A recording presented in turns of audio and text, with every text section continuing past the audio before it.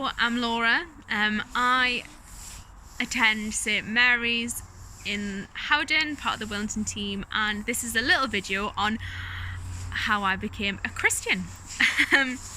So I was raised a Catholic, baptised, did my Holy Communion, confirmed in the Catholic Church, went to Catholic primary school, went to Catholic high school, really active in the church when I was younger, part of the choir, reading, lots of stuff going on, God camps, off to Lourdes to look after the sick. So it was a really big part of my life, always. But I kind of got to my teenage years and, like a lot of us, started to ask questions, and there were questions that I felt I couldn't really get the answer, or I wasn't getting the answers that I need now, whether that was because I wasn't asking the right questions or I didn't know how to ask the questions, I don't know. But at the time, I remember just starting to be a bit confused about it all. Looking at the world around and kind of going through some really tough stuff myself, and just thinking, well, if God's all loving, what's the deal here? So I became a bit disillusioned with it, kind of stepped away from the church and from my faith for a while, walked away from God. I guess I just felt like if my understanding of God and the church was right, then that wasn't what I wanted. It just didn't. There was something inside me that said that this wasn't it. So just kind of walked away for a while. Definitely felt like something was missing, but I felt like that was the community I missed. I missed the people. I guess I rationalised that for myself, that it was the people that I missed, to make the situation more manageable. And it was probably close to 10 years later that I'd moved back to the northeast and started to think about, right, where am I going to get that community again? Where am I going to get that feeling of fellowship? A couple of things happened that kind of brought me back to the church, but not the Catholic Church. So I went to a cousin's funeral, and I remember being there and just thinking, I can't do this on my own. For a long time I convinced myself, I don't need a God, I'll be fine. I can handle all of this. And no, I stood there and just,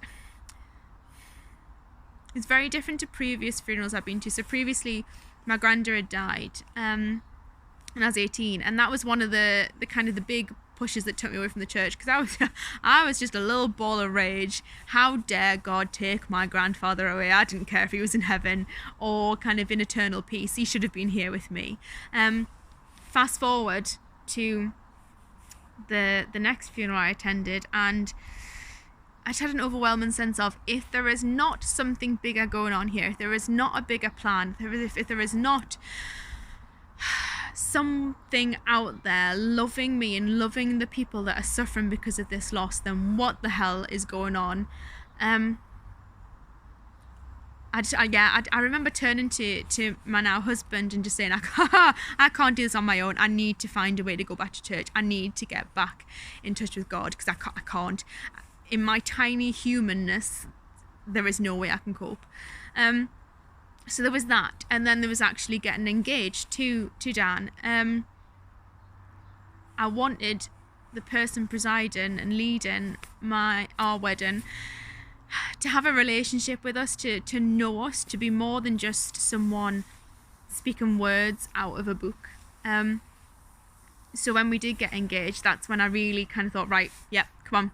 I want that community, I want that relationship, and I feel ready now to look at my faith again and to try and figure it out, and to try and, I guess, wrestle with it in a way, and work out who God was and therefore who I was. I didn't feel like my earlier experience of religion had given me any kind of,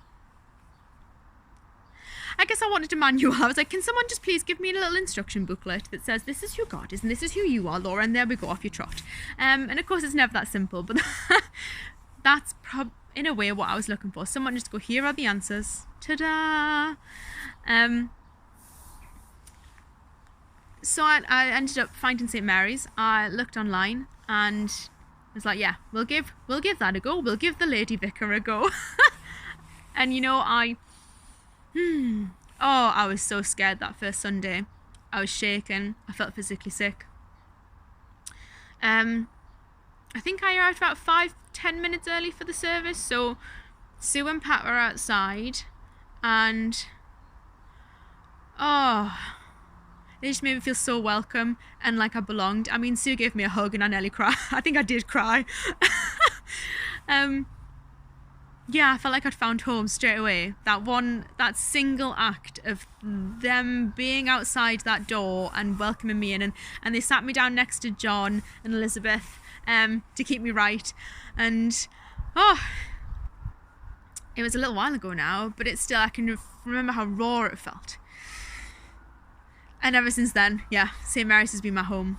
It has been a place where I can ask questions, where I can talk to people about my faith. It's a family, and it's what church should be. I feel really accepted. I think it's a huge thing that happens at St. Mary's, that whoever you are one of God's children, and you are loved. I've done the Alpha course, which was intense. I probably need to do it again to really take it all in. But that was an incredible opportunity to explore what faith meant for other people in the church, both for newcomers to the faith, for people who had been practicing for a long time, or like me, who had kind of gone back and forth with it and were perhaps a bit on the fence and undecided. I think the biggest change for me has been within the Church of England. I feel like I can fulfill the calling that I felt when I was younger. When I sat at the back at St. Joseph's in the choir and sang my heart out, because I love hymns. love hymns. And I couldn't figure out where was the space for me. Where did Laura belong in this bigger picture of the church? St. Mary's has given me that. I can see what the path is ahead. And yeah, I absolutely love you all. For anyone who is interested in dipping their toe in, come and try one of our Zoom services, or come on a Sunday. You won't regret it. God bless.